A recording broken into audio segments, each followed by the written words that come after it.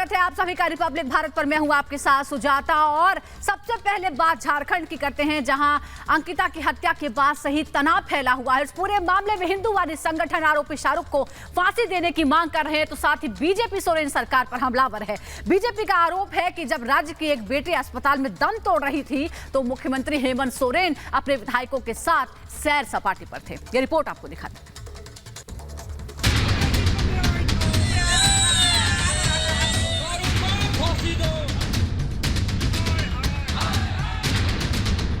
बेटी की हत्या पर दुमका उबल रहा है। हिंदू संगठनों में आक्रोश की आग सुलग रही है। दुमका से लेकर रांची तक हत्यारे को फांसी देने की मांग उठ रही है। देश भर में लोगों का गुस्सा बढ़ता जा रहा है, लेकिन अंकिता को जिंदा जलाने वाले हैवान शाहरुख की अकड़ तो देखिए। पुलिस कस्टडी में भी अपनी बेशर्म हंसी से कानून को सीधी चुनौती दे रहा है। इस हैवान को अपने किए का बिल्कुल पछतावा नहीं है। इसे जैसे यकीन हो कि कानून उसका बाल भी बांका नहीं कर पाएगा, कोई उसका कुछ बिगाड़ नहीं पाएगा। दुमका पुलिस जब आरोपी शाहरुख को लेकर जा रही थी तो वो मुस्कुराता और हेकड़ी दिखाता नजर आया। उसके कॉन्फिडेंस को देखकर लग रहा है मानो उसे इस बात का पक्का भरोसा हो कि कोई है जो उसे बचा लेगा। मुझे पता ही नहीं है कि वो किस तरीके के आरोप हैं और कैसे बचाने का प्रयास किया है। ये सब जब तक मैं अपने ऑफिसर से ठीक से बात नहीं कर लूँगा तो, या परिवार के सदस्यों से तो मैंने पूछा है, तो अभी किसी के बारे में कुछ भी अभी इस बिंदु पर कहना उचित नहीं हो। 23 अगस्त को सुबह 4 बजे शाहरुख ने अंकिता को पेट्रोल डालकर जिंदा जला दिया था। रिम्स में 5 दिन तक दुमका की बेटी मौत से लड़ती रही, लेकिन आज जिंदगी की जंग हार गई। लेकिन मौत से पहले उसने जो बयान दिया उसे सुनकर हर किसी की रूह कांप उठे। फिर हमको धमकी दिया परसों रात को फोन करके 8 बजे कि तुमको मारेंगे हम, और सुबह 4 बजे आके खिड़की से पेट्रोल फेंक के और आग जला के भाग गया। जिस वक्त अंकिता को जिंदा जलाया गया उस वक्त सोरेन सरकार सेल्फी लेने में मस्त थी। जब बेटी चीख रही थी तब हेमंत सोरेन पूरी कैबिनेट के साथ पिकनिक मना रहे थे। और सबसे हैरान करने वाली बात तो ये है कि दुमका का डीएसपी नूर मुस्तफा अंकिता को इंसाफ दिलाने की बजाय हत्यारे शाहरुख को बचाने की पूरी तैयारी कर रहा था। हालांकि ये खबर सामने आने के बाद बीजेपी ने सोरेन सरकार को अल्टीमेटम दिया है कि आरोपी डीएसपी के खिलाफ 48 घंटे के अंदर एक्शन ले, नहीं तो पूरे झारखंड में आंदोलन होगा। ये जो डीएसपी है इसको हटाने के लिए वहाँ के एसपी जो है लगातार बोलते रहे, लिखते रहे कि ये चोरी में संलग्न है, संलिप्त है। इसकी भूमिका आपने एसपी के कहने पर भी उस पुलिस पदाधिकारी को नहीं हटाया। तो ये सारी ऐसी बातें हैं जो मुख्यमंत्री की तरफ इशारा करती हैं और जो जन आक्रोश है दुमका का। जहां हमारी एक बेटी जिंदगी और मौत की जूझ रही थी, वहां मुख्यमंत्री, मंत्रीगण, विधायकगण कौन जंग जीत के आए थे, विक्ट्री साइन दे रहे हैं। एक तरफ बीजेपी सोरेन सरकार को घेर रही है तो दूसरी तरफ बीजेपी नेता और पूर्व सीएम बाबूलाल मरांडी पीड़ित परिवार से मिलने पहुंचे। अंकिता के परिवार को इंसाफ का आश्वासन दिया और हेमंत सरकार पर बरस पड़े। एक और प्रशासन और सरकार उनकी इलाज की व्यवस्था नहीं होती और दूसरी ओर अपराधियों को बचाने के लिए कैसे बचे उसकी पूरी व्यवस्था होती है। फर्स्ट ट्रैक कोर्ट गठित करके त्वरित कार्रवाई होना चाहिए, सुनवाई होनी चाहिए, अपराधियों को सजा होनी। झारखंड सरकार सवालों के कटघरे में है। बीजेपी झारखंड के सीएम को चौतरफा घेर रही है। ऐसे में हेमंत सोरेन को सामने आना पड़ा। सोरेन ने दावा किया कि दोषियों को कड़ी सजा दिलाएंगे, साथ ही पीड़ित परिवार को 10 लाख रुपए की आर्थिक मदद देने का भी ऐलान किया। ये जो घटना हुई है, ये घटना निश्चित रूप से काफी हृदय विदारक है। जो आरोपी हैं, जो इस घटना को अंजाम दिया है, इन लोग पकड़े भी गए हैं और हमारा प्रयास है कि जल्द से जल्द उसको सजा मिले। हेमंत सोरेन अब कड़े एक्शन की बात कर रहे हैं, लेकिन सवाल है कि अंकिता की मौत के बाद ही सरकार की नींद क्यों खुली। सवाल उस सेक्युलर जमात और एजेंडा गैंग पर भी उठ रहे हैं जो एक समुदाय विशेष को लेकर एजेंडा चलाती है, लेकिन अंकिता की हत्या पर खामोश है। और शाहरुख को फांसी दी जाए, इसके लिए पुलिस और सरकार दोनों अभी काम करते हुए नजर नहीं आ रही हैं। सेकुलर ब्रिगेड है, उसकी चुप्पी और सरकार के किसी भी मंत्री का और मुख्यमंत्री तक का कोई बयान ना आना, जिहादियों के विरुद्ध अंकुश का एक भी कोई काम न करना, ये हिंदू समाज को बेहद आहत करने वाला है। दिल दहला देने वाली दुमका की घटना पर पूरे देश में गुस्सा है, लेकिन सवाल है कि अंकिता को इंसाफ कैसे मिलेगा। 5 दिन तक दुमका की बेटी मौत से लड़ती रही, लेकिन सोरेन सरकार खामोश क्यों रही? Bureau report, Republic Bharat.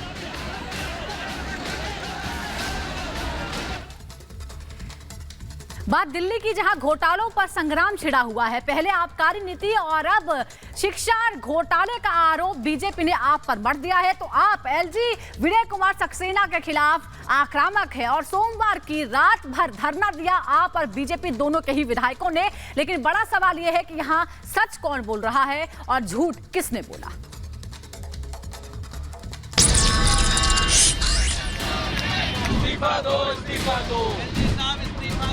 Delhi में घोटाले पर सियासी बवंडर उठा है। शराब घोटाले का राजनीतिक तूफान अब शिक्षा घोटाले तक पहुंच गया। बीजेपी ने सवालों के कटघरे में दिल्ली के शिक्षा मंत्री मनीष सिसोदिया को खड़ा किया, तो आम आदमी पार्टी ने दिल्ली के एलजी पर भ्रष्टाचार के आरोप मढ़ दिए। एलजी विनय सक्सेना पर आम आदमी पार्टी ने बड़ा आरोप लगाया है। आम आदमी पार्टी का आरोप है कि जब विनय सक्सेना खादी ग्राम उद्योग बोर्ड के अध्यक्ष थे, तब उन्होंने 1400 करोड़ रुपए का घोटाला किया था। इतना ही नहीं, नोटबंदी के दौरान ब्लैक मनी को व्हाइट करने का आरोप भी मढ़ दिया। हमारा मानना है कि इसकी जांच जो है सीबीआई और ईडी को करनी चाहिए। ये तो सीधा पैसों से जुड़ा हुआ मामला है, सीधा ब्लैक मनी से जुड़ा हुआ मामला है। अगर उसको किसी संस्थान के द्वारा पुराने नोटों को नए में बदला गया है तो इसकी पूरी जांच होनी चाहिए। आम आदमी पार्टी के विधायकों ने एलजी के खिलाफ मोर्चा खोल दिया है। एलजी विनय सक्सेना के इस्तीफे की मांग को लेकर केजरीवाल के विधायक दिल्ली विधानसभा में रात को डट गए। दिल्ली विधानसभा में एलजी के खिलाफ प्रदर्शन करते केजरीवाल के सिपाहियों ने 2 टूक कह दिया है कि जब तक एलजी इस्तीफा नहीं देंगे तब तक उनका प्रदर्शन नहीं थमेगा। जब एलजी साहब पे इतने गंभीर आरोप लगे हैं तो एलजी साहब कुछ तो बोले। वो कम से कम ये बात तो कहें कि सीबीआई की जांच होने दो, वो कम से कम ये तो कहें कि ईडी की जांच होने दो।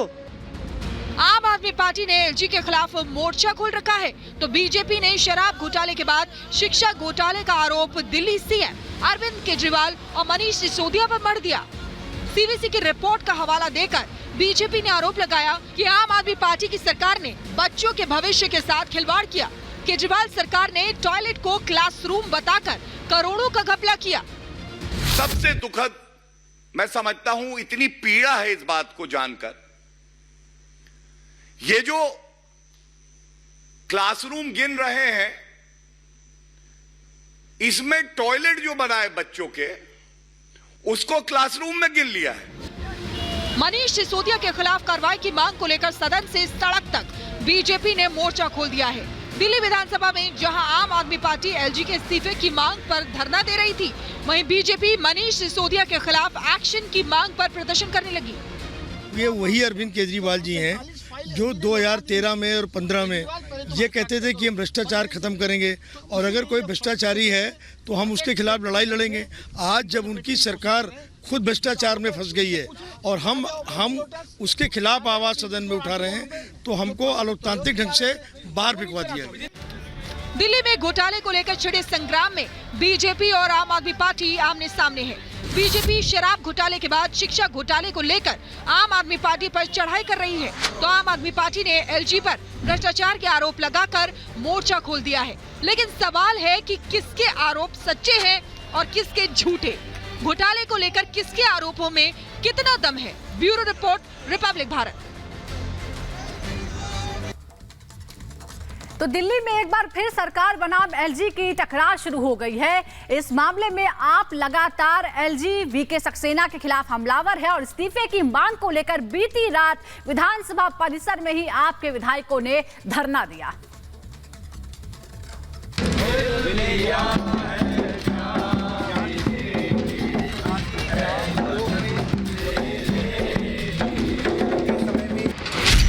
दिल्ली में फिर आप बनाम एलजी।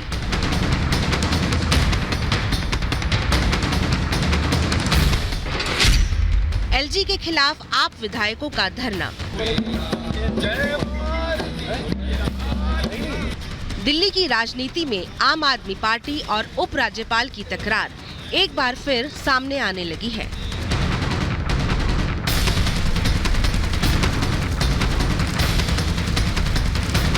देर रात जमीन पर बैठे आप विधायकों का धरना प्रदर्शन दिल्ली के उपराज्यपाल यानी वीके सक्सेना के लिए है।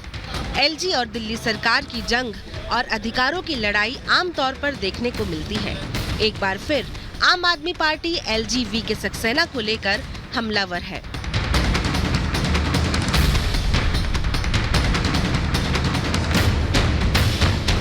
आम आदमी पार्टी के सभी विधायक दिल्ली विधानसभा में रात भर धरने पर बैठे। रात भर आपके विधायकों को दिल्ली के एलजी वीके सक्सेना को हटाने की मांग की।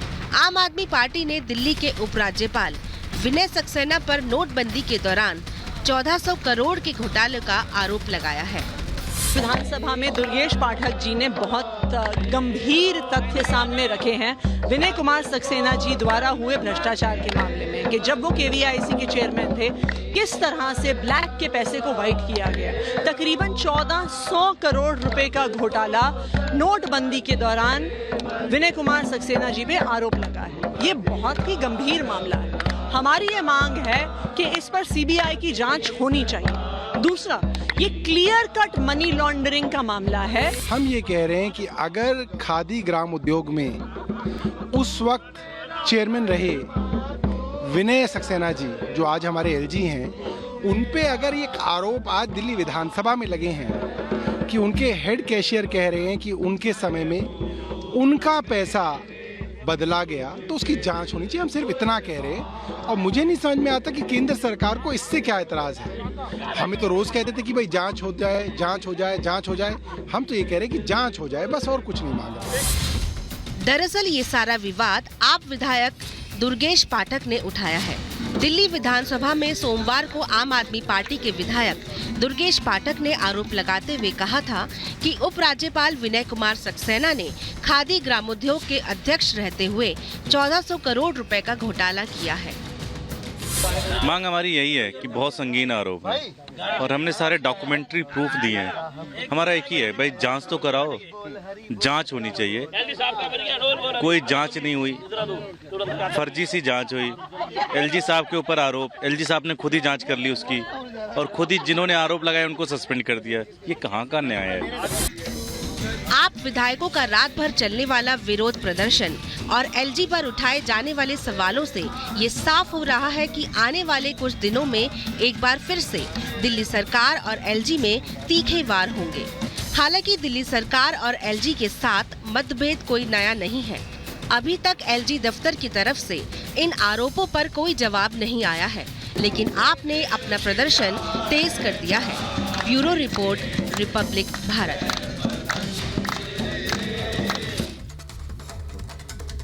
इधर आबकारी घोटाले से जुड़ी बड़ी खबर आपको बता दें। मनीष सिसोदिया ने यह दावा किया है कि सीबीआई आज उनके लॉकर खंगालने के लिए आएगी।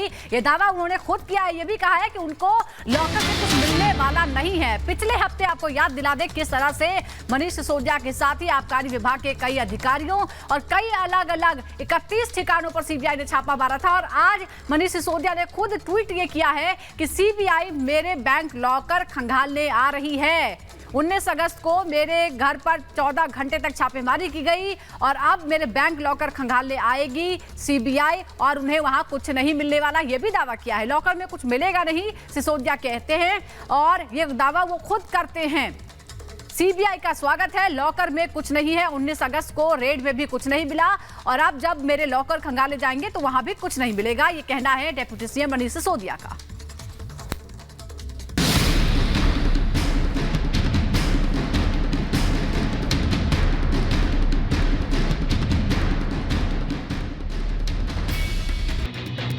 दिल्ली की शराब नीति में कथित घोटाले को लेकर 19 अगस्त को सीबीआई ने दिल्ली के उप मुख्यमंत्री मनीष सिसोदिया के घर छापेमारी की। सीबीआई की ये रेड करीब 14 घंटे तक चली। इस छापेमारी में सीबीआई ने मनीष सिसोदिया का फोन और कंप्यूटर जब्त किया था। इस मामले को लेकर सीबीआई ने मनीष सिसोदिया समेत 15 लोगों के खिलाफ एफआईआर भी दर्ज की थी।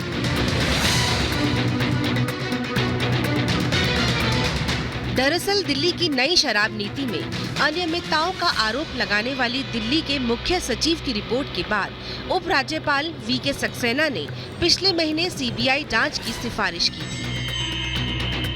नवंबर में शुरू की गई नीति के तहत शराब की दुकान के लाइसेंस निजी कारोबारियों को सौंपे गए थे। इस शराब नीति में भ्रष्टाचार के आरोप लगाए गए हैं। मनीष सिसोदिया ने यह भी दावा किया था कि बीजेपी ने उनके खिलाफ सभी मामले वापस लेने और मुख्यमंत्री पद की पेशकश की थी। हालांकि बीजेपी ने मनीष सिसोदिया के दावे का खंडन किया है और उनसे सबूत पेश करने को कहा है। Bureau report, Republic Bharat.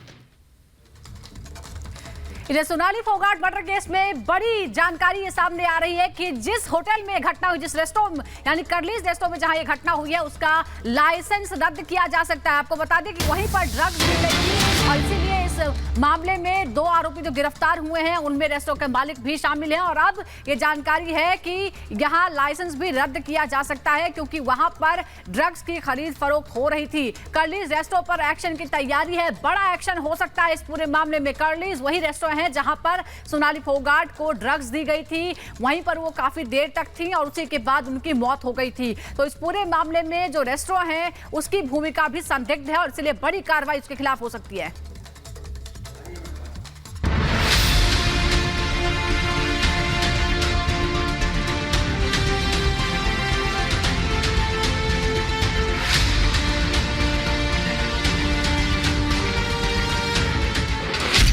Sonali Phogat हत्याकांड।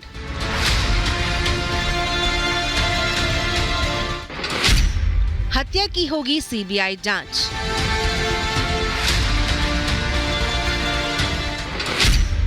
हरियाणा सरकार ने लिखा पत्र।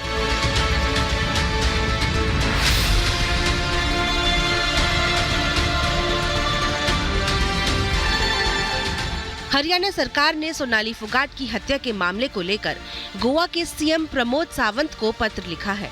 हरियाणा सरकार ने कहा कि सोनाली फोगाट के मर्डर की सीबीआई से जांच करवाई जाए।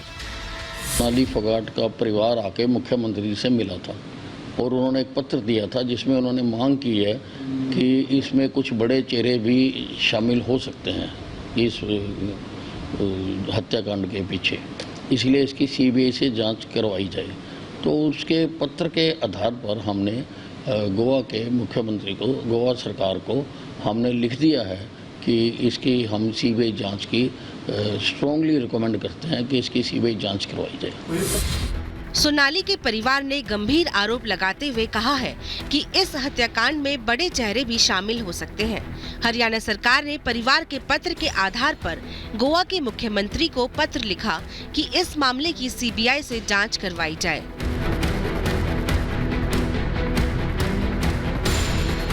इस मामले पर गोवा पुलिस ने कहा कि पुलिस अधिकारियों का एक दल सोनाली फोगाट के परिवार द्वारा लगाए गए कुछ आरोपों और संदेह की पुष्टि के लिए आज हरियाणा के हिसार जाएगा।